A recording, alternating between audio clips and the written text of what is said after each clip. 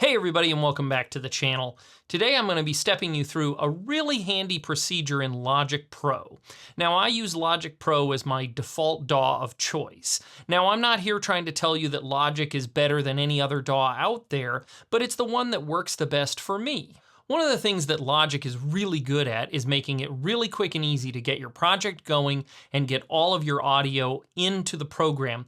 But one of the things it struggles with a little bit is creating sort of like a template and moving settings from one song to the next. So if you're like me and you record 3 or 4 songs in the same recording session with the same players, you want to bring over all of those EQ and everything settings because they're pretty much universal because they were all recorded at the same time.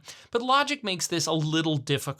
I could go in and I could save a preset for each plugin that I use, but that's kind of cumbersome and time consuming compared to, say, copying it all over. And then when you compound that with reverbs, aux sends, and everything else, it can become a real chore. So I want to show you a really quick and really simple way of bringing all of your settings over from one song into another song so that you can reuse all of your settings. So the first thing I need to do is throw on my headphones because since I'm going to be talking while I'm doing this, I can't have all that bleed. Okay, so the first thing we're going to do is open up Logic here. And this project here is a Christmas EP that I have coming out. And you can hear I've got some nice audio coming through, and I'm pretty happy with the overall mix. Okay, so you can see that I have a pretty complicated mix going here. I've got a combination of both stock and non-stock plugins. Lately, Logic has really been stepping up their game with their plugins, which has been kind of fantastic. So that means I'm going to be able to take advantage of some of those. But you can see I've got multiple auxes going on. Those are all these yellow channels down here. All the green ones are the audio stems. And then I have a whole bunch of stuff on my master output. So I have a really complete project here, and it would be pretty complicated to have to save a preset for every single one of these, plus match the sends and everything else. So that's why I'm gonna go and show you how to move all of this over kind of in one big stroke. So the first thing I'm going to do is just save my project in the state that it's in because I really like it. The second step I'm going to do is I'm going to hide my mixer here, and then I'm going to go ahead and under File, I'm going to go down here to my project alternates. Now, if you haven't started messing around with project alternates, basically what this does is allows you to have one uniform set of inputs and everything else, and then you can just create a new alternate to record the next track. And you can see when I did this recording session, I recorded a multitude of different songs using all the same inputs and outputs and everything, which really speeds up the recording, especially if you're being the engineer, which I was for this session. So what I'm going to do here is I'm going to go ahead and I'm going to export this as a project alternate. And what I'm going to do is I'm basically exporting this solely so that I can actually copy in these track settings. I'm not really trying to duplicate the project, but I need to make it a separate part of the file. So I'm going to go ahead and export this as an alternate. Next thing I'm going to do is I'm going to save this as a folder. I'm kind of warming up to this idea because packages are a little complex to deal with, especially if you're going to do an external audio editor for any of your files. And I'm going to uncheck this box for copy my source audio because let's face it, I don't need to actually duplicate the audio. All I need is really just the settings. Then I'm going to go ahead and give this a name, and I'm going to call this my Tom EP track settings. And I always like to put on numbering, so if I go back and I change my default, I could go ahead and do number 2.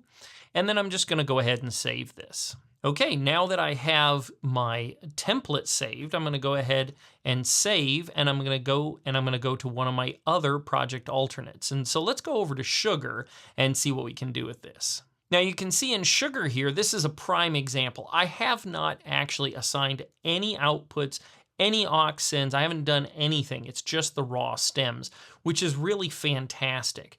Oftentimes when you do this kind of work, you may have to go in and actually delete out anything extra because what we really want to do is bring in the track stacks as a unit, and then we want to copy our stems over to it. So let me show you how I'm going to do that. So the first thing I'm going to do is I'm going to open up my mixer. I'm going to make sure I don't have any effects set on any channel, and I'm going to make sure I don't have any aux sends assigned. I basically want everything output to stereo. And the reason for this is when I bring over my other things, I want them to keep their numbers, because one of the things that gets complicated in this is if your aux sends start to renumber themselves, things can go really strange. The other day when I was doing this, I didn't have that setting checked, and I actually caused feedback within the program because I was feeding an aux into itself, and so it caused a feedback loop. So what we're going to do is we're going to go up here to this upper right-hand corner, and we're going to open up our library, and we're going to go to over here to all files. And this gives us the ability to go ahead and actually find that project that we created. So I'm going to go down here under music, and then I'm going to go to Logic where I had this saved, and there's Tom's EP. And then you can see the one I just did, which was the Tom's track settings. And there's the project file. So when I click on it, I'm going to go down here and I'm going to hit import. When you hit import, it's going to bring up this little window here that gives us all of the import settings. And we can do a lot here. We can import the content, aka the stems from that project. We can import plugins. We can import the sends, the I/O, aka what's the input channel and what's the output. And that's important for knowing where the buses are sending their data to or their audio.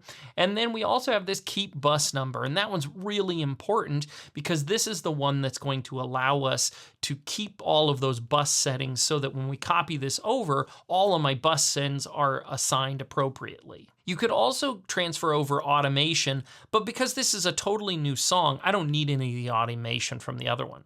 So what I'm going to do is I'm going to go ahead and I'm going to select all of my buses, and I'm going to select all of my tracks. The only one I'm not going to select in this step is the output. And I do have plugins on the output, but I don't want to actually change anything there. I'm going to actually do that in a separate step, and you'll see why in a minute. So now I want to copy in all of the plugins. I want to copy in all of my sends for all of my tracks. I want to copy in all the in and out data. And then I want to keep the bus numbers because I want everything to work the way it does so that it's the same in all of these projects. Once I've done this, I'm going to actually hit add. And the reason I'm going to hit add is I want Logic to add all of the bus channels, all of the stem channels, and it's going to basically make a duplicate project on the bottom, and I'm going to move my audio into it. So I'm going to go ahead and hit add. Now it's going to pop up with this message here by saying, by selecting add, you can create new aux channels. And this is exactly what I want it to do because I want it to create the aux channels that aren't in this project so that I can bring over all of the settings from that previous project. And I'm going to go ahead and add to all because that's really what I want to do. Now this process does take a minute, so be patient with yourself and don't freak out if your computer takes a minute. If you're doing a big complicated project like this, it might take upwards of 30 seconds for Logic to pull in all of these plugins and activate them and everything. Okay, now you can see that Logic added in a whole host of plugins and sends and everything else, but it preserved my original tracks. And that's because I wanted to be able to just copy the stems over into my new tracks, and then I'll just delete them out when I'm done. So the next thing I'm going to do is I'm going to go back over to my import window, and I'm going to click on my output. And what I'm going to do is I'm going to select my stereo output channel in my new project here. And with that one selected and with the output channel selected over here in the import window, I'm going to check on just plugins. And the reason I did this is I didn't want Logic to try and create a new stereo bus or anything like that. I already had that in the project by default, so all I need to do is copy in the plugins. And this is where I can use the replace command. And what this is going to do is it's going to replace this channel with the one from my other project. Now, one of the unfortunate things in Logic is you can't replace all things at once. If you highlight multiple channels and hit replace, it'll replace the first one, but then it'll add the rest of them. And that's why we have to do this in 2 steps. And this is also why I go ahead and I will copy over the channels and create new channels and leave the other ones alone, because the replace command basically would mean I'd have to go through and do it one at a time, which is really cumbersome and really slow. So let's go ahead and replace my stereo output with the stereo output from the other one. And you can see now it brought over all of my plugins and all of my settings. Now the only last step I have is I just need to copy my stems down into the new tracks. Now I'm just closing down all my windows. Now you can see that I actually put my aux buses as actual tracks in Logic. And this is because if you do it this way, you have full access to things like automation and copying and everything else. So I actually like to have all of my auxes set as tracks. And the way to do that is when you go in, if you have an aux that isn't a track yet, if you were to go ahead and say create a new bus, I'm going to go ahead and create one here on bus 14. By default, Logic will put it way down at the bottom of your project. But then if you right click, you can say create track. And that's how I created all these tracks to begin with. Now I don't need this extra bus. I'm going to go ahead and delete that out. And now I'm going to start copying over all of my stems. Now you can see my stems are all really well labeled. I have my piano part, I have sax, and all these other things. So these first two, the piano, they belong down here in my piano room track because these are the raw piano tracks. At this recording session, I ended up needing to do a little process that I'll show you here about pulling out the audio from my piano part from this room recording because it was just a little bit too live and I needed a little bit more of my source recording. Then I'm going to grab my sax stem and I'm going to pull that down into my sax channel, which is down here on the bottom. And then I have my two basses and I'm going to pull them down into the bass tracks.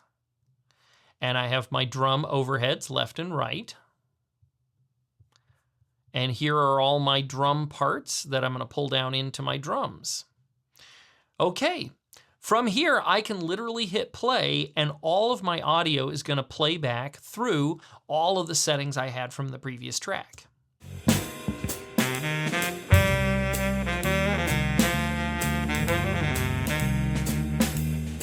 So just like that, I was able to get much, much closer to the mix that I had been working on in all the other tracks.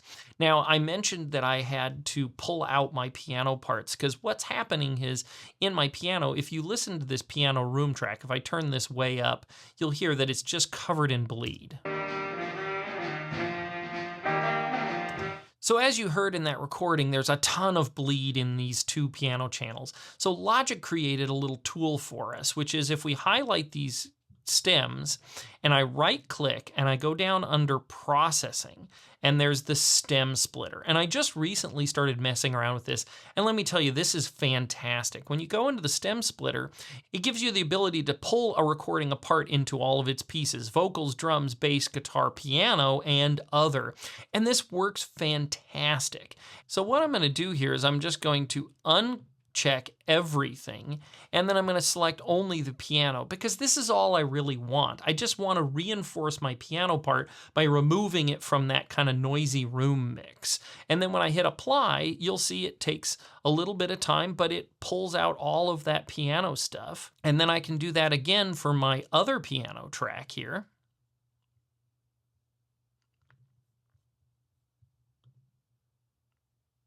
Okay, and now you can see it actually muted my original piano and it created two duplicate tracks. And if we listen to it, you'll hear it's a much cleaner version of the piano sound with a whole lot less room noise. And there's almost no bleed left, which is fantastic. Now, one of the things is, because you're doing processing, it does degrade the audio a little bit. One of the things I did here is I used my original recording as sort of a room mic sound and I blended it in. So what I'm going to do is I'm going to drag these two new stems that I created up into these spots where I've been working with that processed stem splitter. I'm going to get rid of these extra channels that I don't really need anymore. And then now you can see what I have here is I have this piano room channel, which is the original piano sound. And then I have the new channels that have the processing. And then if I mix the two together, I can kind of create a nice, warm, full piano sound. because one of the things I notice when you do the stem splitter is you lose a lot of high-end fidelity from the piano. And so one of the things I've done here is you can see I did this kind of crazy EQ curve because this is sort of the area of the piano that gets lost in the stem splitter. And so I wanted to bring that out in my room sound, but then in my regular piano, I was able to use a more traditional EQ. And I just cut out this 300 because that was kind of a boxy room sound I was getting. But that gives us a really nice warm sound, and then in the context of the whole mix, you get a nice full piano tone.